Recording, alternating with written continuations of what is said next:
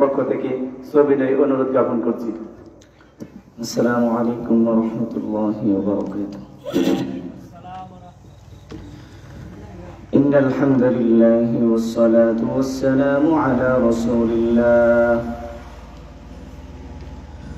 أما بعد فأعوذ بالله من الشيطان الرجيم. بسم الله الرحمن الرحيم.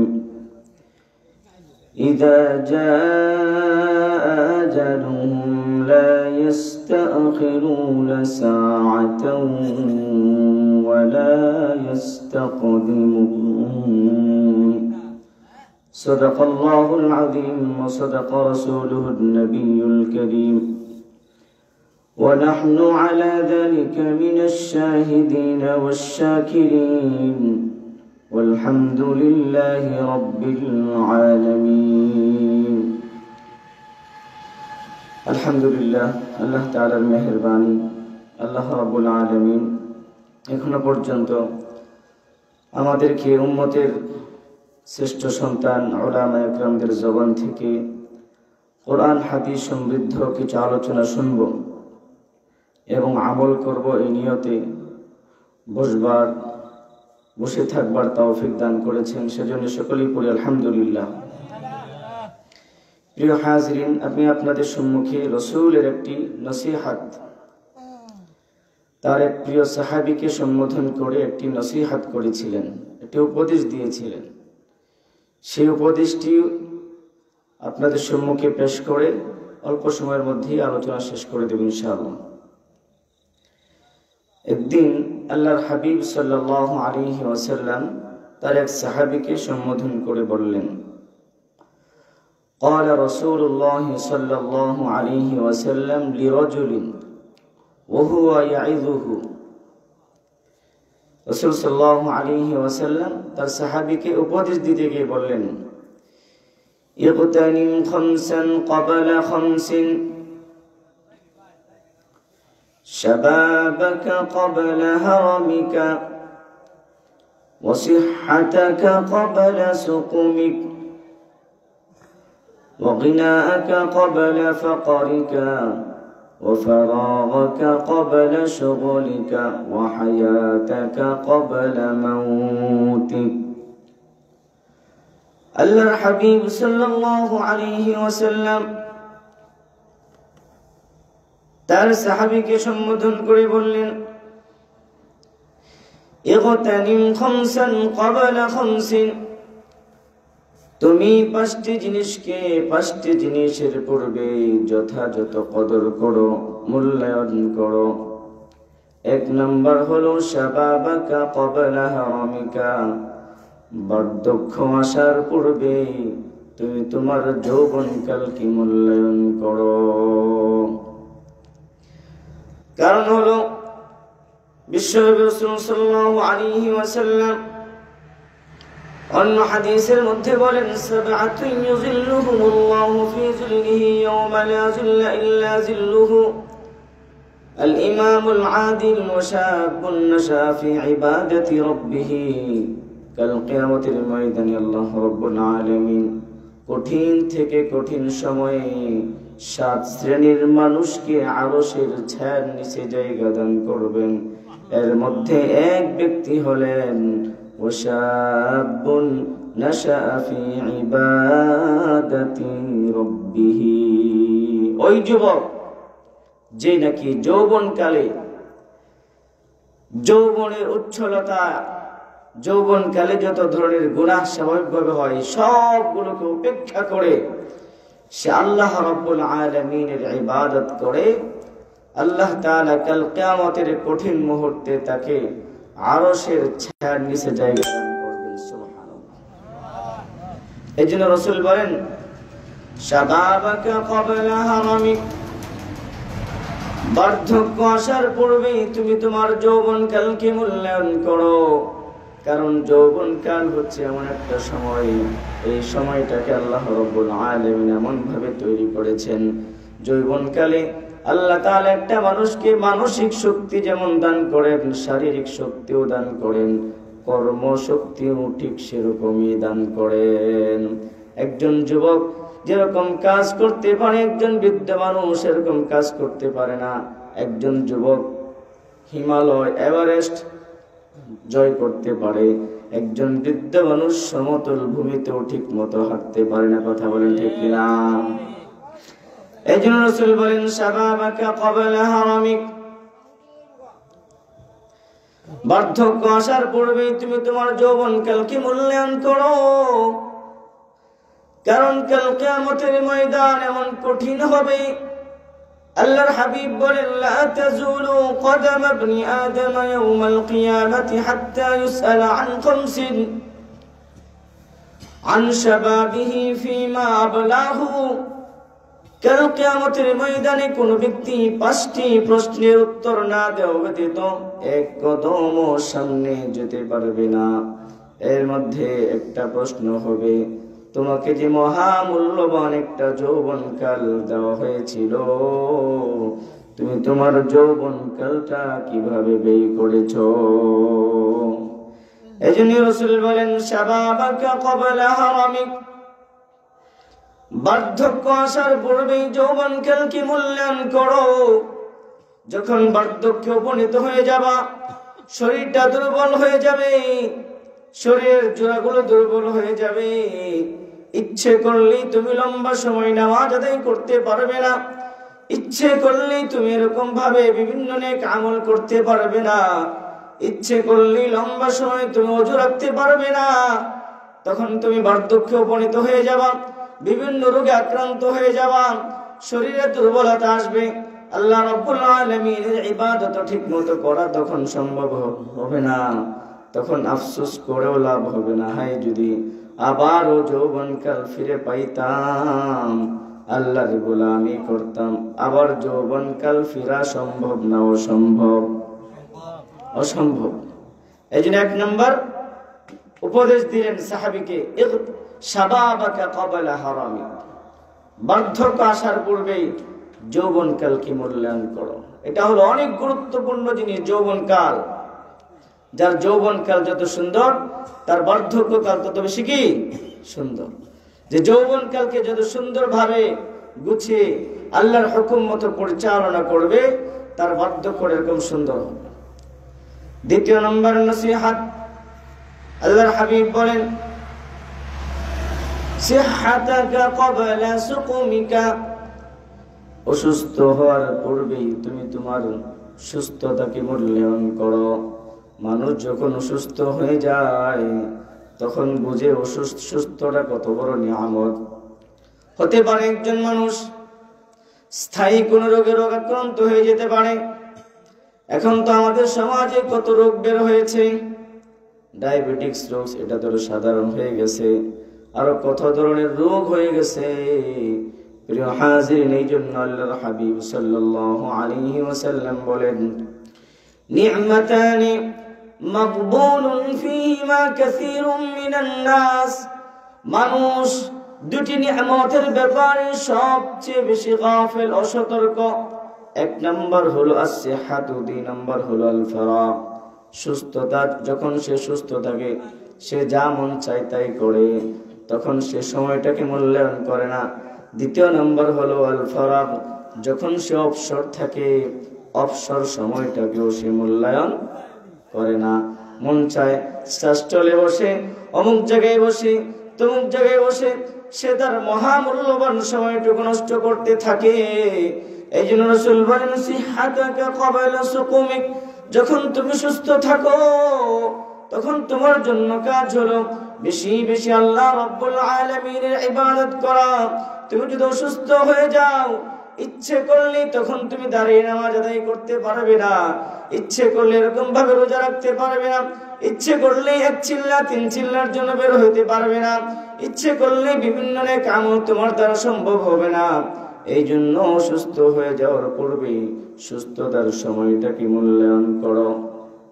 3 নম্বর নসিহত হলো, গিনাআকা ক্বাবলা ফাকরিক, দরিদ্র হয়ে যাওয়ার পূর্বেই সচ্ছলতাকে মূল্যায়ন করো। একজন ধনী মানুষ, একজন ধনী বুদ্ধিমান সেই যে নাকি সচ্ছল থাকে, সচ্ছল অবস্থায় তার কাছে যা আছে সব কিছু সে ব্যয় করে ফেলে না, বরং সে ভবিষ্যতের জন্য কিছু কিছু সঞ্চয় করে রাখে, তাকে ধনী বুদ্ধিমান বলা হয়। ঠিক এমনি ভাবে বুদ্ধিমান ধনী ব্যক্তি তো সেই যে নাকি সে সচ্ছলতা অবস্থায় আল্লাহর রাস্তায় দান করে করে আখিরাতের সম্বল কামাই করে রাখে। আল্লাহ বলেন ওয়া আনফিকু মিম্মা রাযাকনাকুম মিন ক্বাবলি আন ইয়াতিয়া আহাদাকুমুল মাউত, মৃত্যু আসার পূর্বে তুমি আল্লাহর রাস্তায় যা মন চাই খরচ করে যাও। আজকে তুমি সম্পদের মালিক, তুমি চাইলে কোন মাদ্রাসায়, কোন মসজিদে, কোন এতিম অসহায়কে দান করতে পারবা, কিন্তু যখন বৃদ্ধ হয়ে যাবে তোমার সম্পদের ক্ষমতা তোমার হাতে থাকবে না, অথবা তুমি মৃত্যুবরণ করেছো, ইচ্ছে করলে তুমি আল্লাহর রাস্তায় দান করতে পারবে না, গরিব অসহায় মিসকিনকে দান করতে পারবে না। এই জন্য যতদিন তুমি সচ্ছল আছো, তোমার আয় ইনকাম আছে, তোমার এই মাঝে মাঝে আল্লাহর রাস্তায় দান করে করে করে করে আখিরাতের কিছু সম্বল কামাই করে যাও।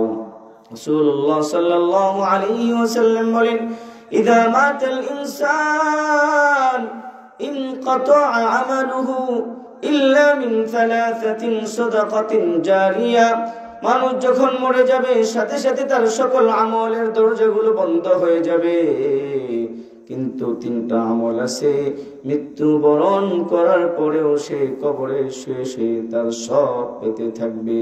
আওয়াজ দিয়ে বলেন সুবহানাল্লাহ। এর মধ্যে একটা হলো সাদাকাতিন জারিয়া।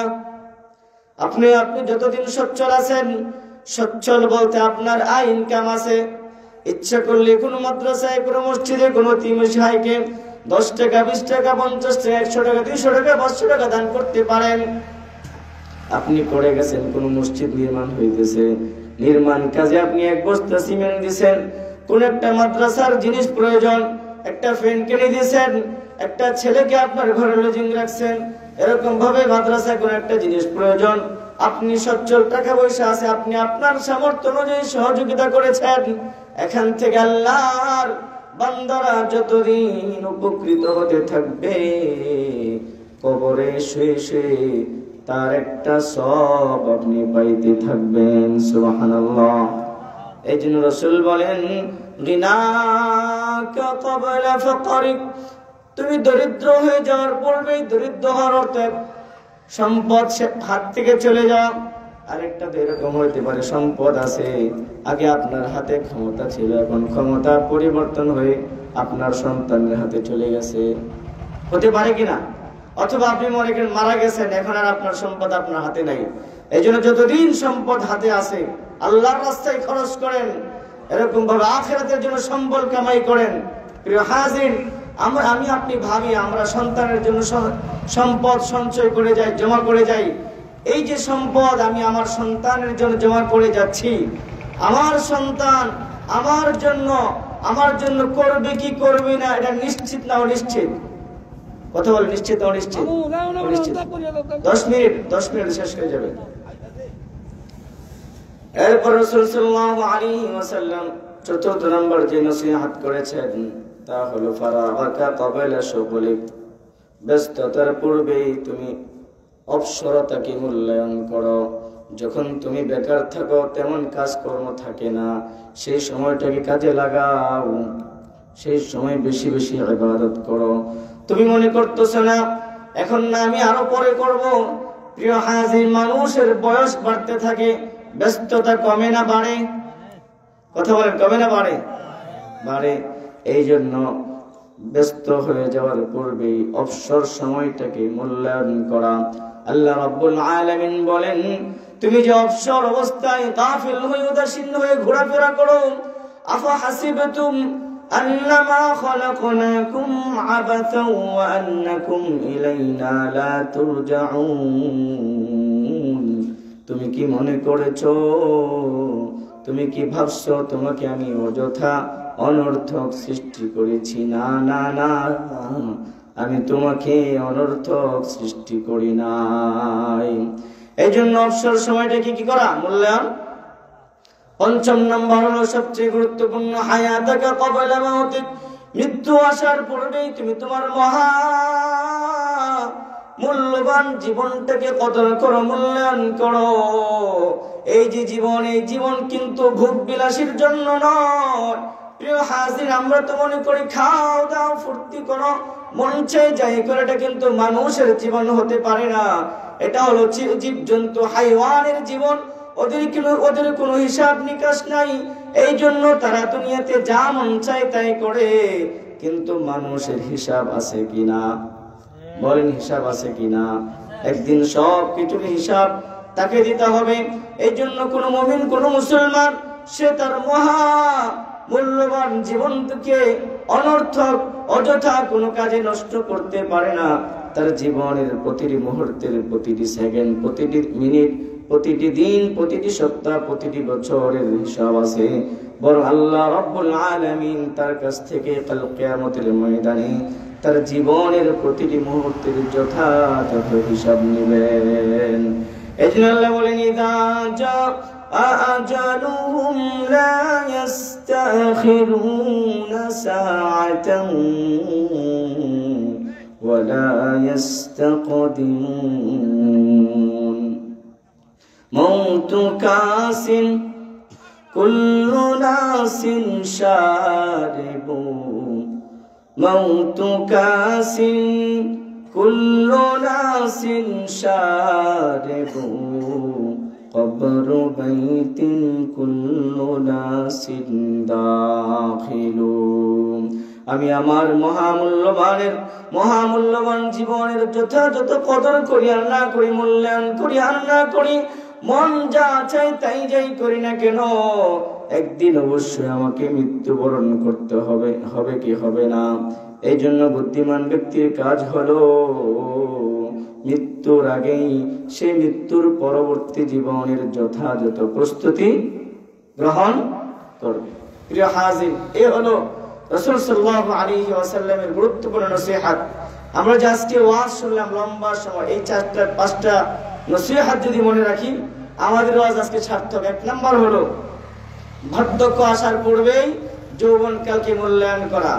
2 নাম্বার হলো অসুস্থ হওয়ার পূর্বেই সুস্থতাকে মূল্যায়ন করা। 3 নাম্বার হলো দরিদ্র হয়ে যাওয়ার পূর্বে সচ্ছলতাকে মূল্যায়ন করা। 4র্থ নাম্বার হলো ব্যস্ত হয়ে যাওয়ার পূর্বে অবসরতাকে মূল্যায়ন করা। 5ম নাম্বার হলো মৃত্যু আসার পূর্বে জীবনকে কি করা? হায়াতকে মূল্যায়ন করা। মোট কথা হলো আমাদের জীবনের পুরোটা সময় কি মূল্যবান। আমাদের জীবনের পুরোটা সময় কি মূল্যবান, কারণ জীবনের প্রতিটা সময়ের হিসাব কে নেবেন? আল্লাহ রাব্বুল আলামিন। আল্লাহ তাআলা আমাদের জীবনের যথাযথ কদর করবার তৌফিক দান করুন। সকলে বলুন আমিন। আমাদের জীবনকে আল্লাহ রাব্বুল আলামিন যে উদ্দেশ্যে দিয়েছেন, বা আমাদেরকে আল্লাহ রাব্বুল আলামিন যে উদ্দেশ্যে পৃথিবীতে পাঠিয়েছেন, আল্লাহর গোলামি করা, আল্লাহর ইবাদত করা, আল্লাহ তাআলা আমাদের ব্যক্তি জীবন, পারিবারিক জীবন, সামাজিক জীবন, রাষ্ট্রীয় জীবন, অর্থনৈতিক জীবন, সর্বাঙ্গনে আল্লাহর হুকুমকে এবং রাসূল সাল্লাল্লাহু আলাইহি ওয়াসাল্লামের সুন্নাহকে বাস্তবায়িত করবার তৌফিক দান করুন। সকলে বলুন আমিন। ওয়া আখিরু আলহামদুলিল্লাহি রাব্বিল আলামিন। জি ইনশাআল্লাহ এখন দোয়া হবে। আমরা সকলে দোয়া করি, বিশেষ করে এই প্রতিষ্ঠানের জন্য দোয়া করি, যারা যে মোতামিম সাহেব, আমাদের আব্দুল মতিন সাহেব অত্যন্ত মেহনত করে, কষ্ট করে এই প্রতিষ্ঠানে চালাইতেছেন। আমরা দোয়া করি আল্লাহ তাআলা যেন ওনার জন্য বাকি দিনগুলো সহজ করে দেন। মাদ্রাসার সকল প্রয়োজন আল্লাহ তাআলা এইভাবে ফয়সালা করে দেন। আমরা যারা আছি, আমরা সর্বাধিক থেকে তাদেরকে সহযোগিতা করব, মাদ্রাসার পাশে থাকবো ইনশাআল্লাহ। এছাড়াও আমাদের অনেক মুরব্বিয়ান কবরশাহিত আছেন, তাদের জন্য দোয়া করব। গভীর রজনী এই সময় দোয়া করলে আল্লাহ রাব্বুল আলামিন অবশ্যই দোয়া করবেন। নিজেদের জন্য দোয়া করি, নিজেদের গুনাহের জন্য দোয়া করি, নিজেদের সন্তানের জন্য দোয়া করি। অনেক মানুষ আছে বিপদগ্রস্ত আছে, তারাও দোয়া চাইছেন, তাদের জন্য দোয়া করি ইনশাআল্লাহ। সকলেই ইস্তিগফার করি। আস্তাগফিরুল্লাহ রাব্বি মিন কুল্লি যামবিন ওয়া আতুবু ইলাইহি ওয়া লা হাওলা ওয়া লা কুওয়াতা ইল্লা বিল্লাহিল আলিয়্যিল আযীম। আস্তাগফিরুল্লাহ ইন্নাল্লাহা গফুরুর রহিম। اللهم صل على سيدنا ومولانا محمد وعلى آله وأصحابه وسلم تسليما. الحمد لله رب العالمين، والصلاة والسلام على سيد الأنبياء والمرسلين وعلى آله وأصحابه أجمعين. ربنا ظلمنا أنفسنا وإن لم تغفر لنا وترحمنا لنكونن من الخاسرين. اللهم مغفرتك أوسع من ذنوبنا ورحمتك أرجى عندنا من عملنا. يا إلهي غرق دنيا گناہ تمی دانی وقد ہستی گواہم. گناہگر ہم گناہگار، توئی غفار توئی غفار توئی غفار. رب العالمین ارحم الراحمین আল্লাহ গভীর রজনীতে আপনার কিছু প্রিয় বান্দাদেরকে সাথে নিয়ে আপনার শাহী দরবারে দুটো হাত বাড়াইলাম মাওলা। ইয়া রাব্বাল আলামিন আহকামুল হাকিমিন, আল্লাহ আজকের মাহফিলে সুলগ্ন থেকে নিয়ে ইয়া আরহামার রাহিমিন যত দিনের আলোচনা হয়েছে, কোরআন হাদিস নিয়ে আলোচনা হয়েছে, সকল আলোচনাগুলোকে আমাদের হেদায়েতের কারণ বানিয়ে দিন ইয়া রাব্বাল আলামিন ইয়া আহকামুল হাকিমিন। আল্লাহ আমাদের জীবনকে আপনার হুকুম মতো পরিচালনা করবার তৌফিক দিন রব্বুল আলামিন। আমাদের জীবনের প্রতিটা মুহূর্তকে আপনার হাবিবের আদর্শে আদর্শিত করবার তৌফিক দিন রব্বুল আলামিন। আহকামুল হাকিমিন জীবন চলার পথে জেনে না জেনে ইচ্ছায় অনিচ্ছায় প্রকাশ্যে গোপনে রব্বুল আলামিন হাতের দ্বারা, পায়ের দ্বারা, জবানের দ্বারা, চোখের দ্বারা, বিভিন্ন অঙ্গ প্রত্যঙ্গের দ্বারা আপনার কত রকমের যে গুনাহে নাফরমানিতে লিপ্ত হয়েছি তার কোনো শেষ নাই মাওলা রব্বুল আলামিন।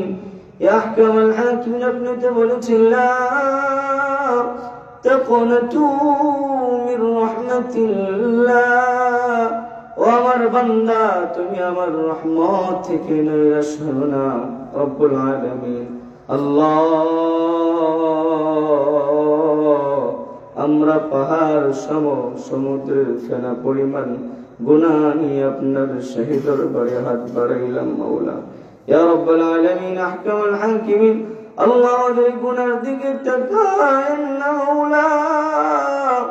আল্লাহ আপনার রহমত, আল্লাহ আপনার রহমান রহিম সিফাতের দিকে তাকায়া আমাদের জীবনের গুনাহগুলো মাফ করে দিন মাওলা ইয়া রাব্বুল আলামিন। আপনি তো মেহেরবান, দয়া করে মায়া করে আমাদের গুনাহগুলো মানুষের আড়ালে করে রেখেছেন রব্বুল আলামিন। আল্লাহ ইয়া আরহামার রাহিমিন যেহেতু মায়া করে দয়া করে আমাদের গুনাহগুলো মানুষের আড়াল করে রেখেছেন, রহম করে আমাদের গুনাহগুলো চিরদিনের জন্য মাফ করে দিন মাওলা ইয়া রাব্বুল আলামিন। আহকামুল হাকিমিন আল্লাহ অত্র এলাকা সহ বিশ্বের আনাচে কানাচে যত মুমিন মুসলমান যারা পরিমাণ ঈমান নিয়ে দুনিয়া থেকে বিদায় নিয়েছেন সকলের কবরগুলোকে জান্নাতের বাগান বানিয়ে দিন মাওলা।